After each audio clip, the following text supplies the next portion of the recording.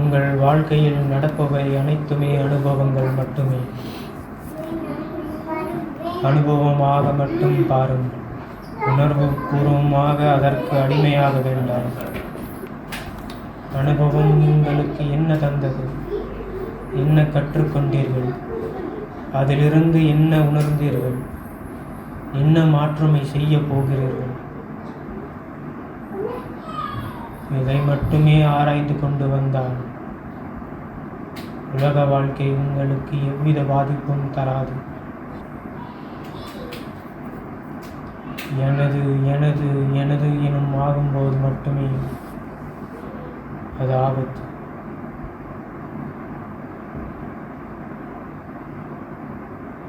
எல்லோருடையதும் என்றால்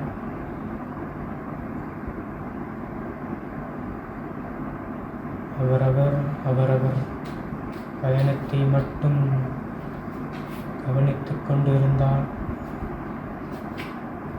வலிகளும் வேதனைகளும் உங்களை ஒன்றும் செய்யாதல்லவா? பயிற்சிகள் தருவது உங்களை நீங்கள் காத்துக்கொள்வதற்கு.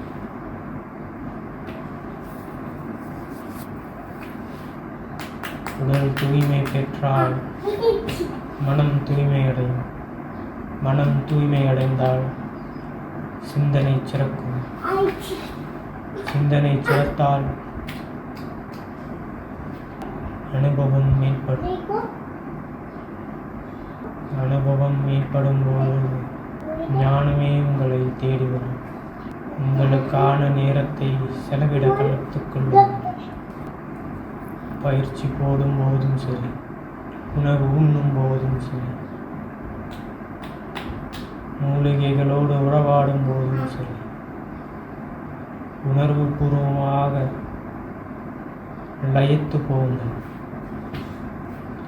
கடமைக்கு மட்டும் எதையும் செய்ய வேண்டும். அது எங்குமே பதியாது. உங்களுக்கும் அனுபவம். பெண்களாக நீங்கள் கூடி கலந்துரையாடும் என்று இது தொடக்கமாக இருக்கும். அதை இன்றோடு மட்டும் நிறுத்திவிட வேண்டும். ஆண்களின் பயணம் வேறு, பெண்களின் பயணம் வேறு என்று சொல்பவர்கள். இப்போது உங்களின் பயணத்தை நீங்கள் கவனிக்க வேண்டுமல்ல.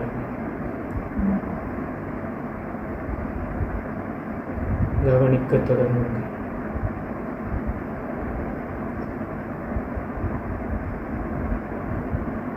இல்லற வாழ்க்கை, குழந்தை வாழ்க்கை, மன வாழ்க்கை, கல்வி பயணம், தொழில் பயணம்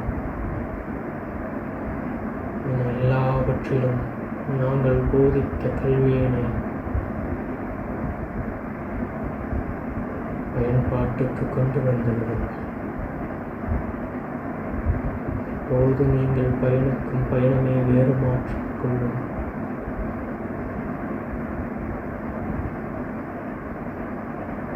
அதிலிருந்து உணரும் தருணத்தை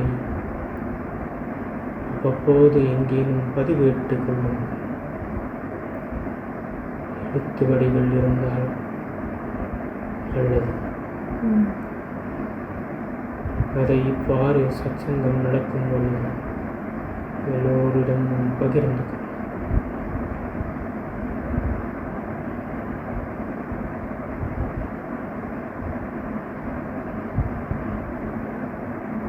இங்குதான் நடைபெற வேண்டும். ஒரு பயணமாக செல்லும். வட்ட வெளியில், குகையில், கோயிலில், எங்கு வேண்டுமானாலும்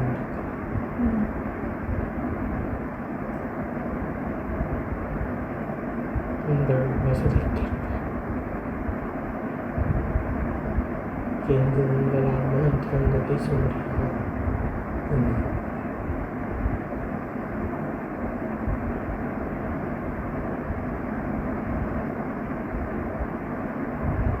மனதினை ஒரு வெக்கடவாக்க வேண்டாம்.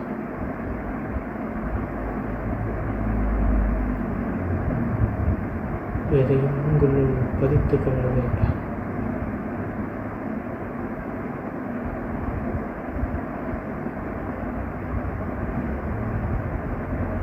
முயற்சித்தாலும் முயற்சி காட்டினால் உலக வாழ்க்கை நடந்து கொண்டுதான் இருக்கும்.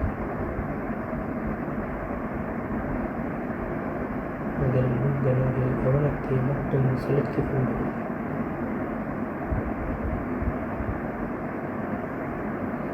உடல் பயணமும் உள் பயணமும் ஒன்றென கலக்கும் பொழுது அது வேறொரு அனுபவத்தை தரும். அந்த அனுபவம் 1000 இதழ் தாமரைகள் விரியும் போது பார்க்கும் உங்களுக்கு எவ்வளவு மகிழ்ச்சியோ அது உங்களுக்குள் விரிந்தால் எப்படி இருக்கும்? அவ்வளவு மகிழ்ச்சி அது உங்களுக்குள்ளே புதையுண்டு கிடக்கிறது.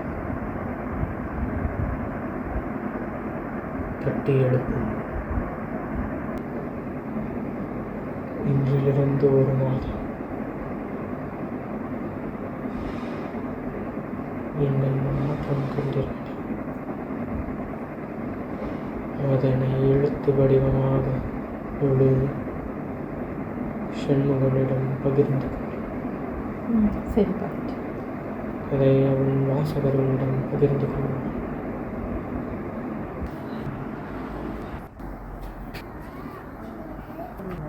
அவர்கள் மூவர்களும் இன்றிலிருந்து ஒரு மாதம் கழித்து அவர்களுடைய அனுபவங்களை எழுத்து வடிவமாக உன்னோடு பகிர்வார்கள். பகிர்வதை நீ வாசகர்களிடம் பகிர்ந்து சரி. யாரேனும் பகிரவில்லை என்றால் துரத்து.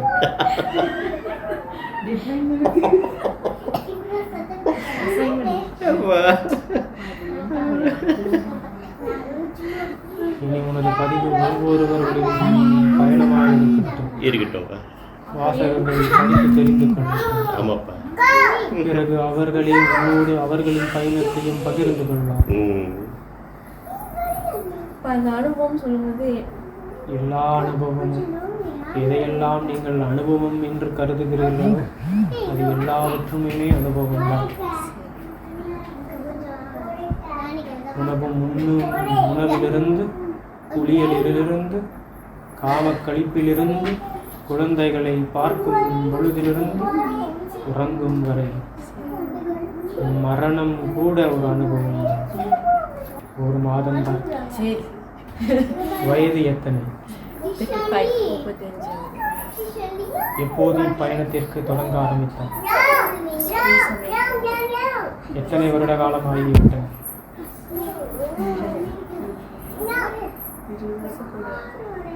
இருக்கிறதல்லவா? 20 வருட கால அனுபவங்களை உங்களுக்கு ஒரு மாத காலங்களில் எழுத முடியாது. அனுபவம் என்பது நீங்கள் இப்போது காண்பதல்ல.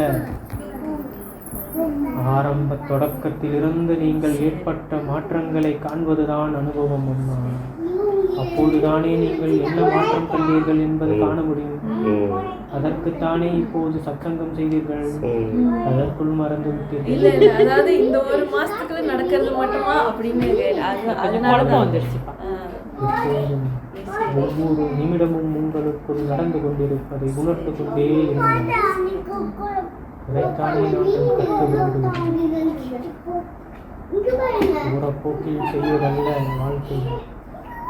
அதை உணர்ந்து உணர்ந்து உணர்ந்து செய்வதுதான். அதற்காக அதன் மீது பற்றுக்கொள்ள வேண்டாம். அனுபவமாகவே இருந்து கொடுக்கும்.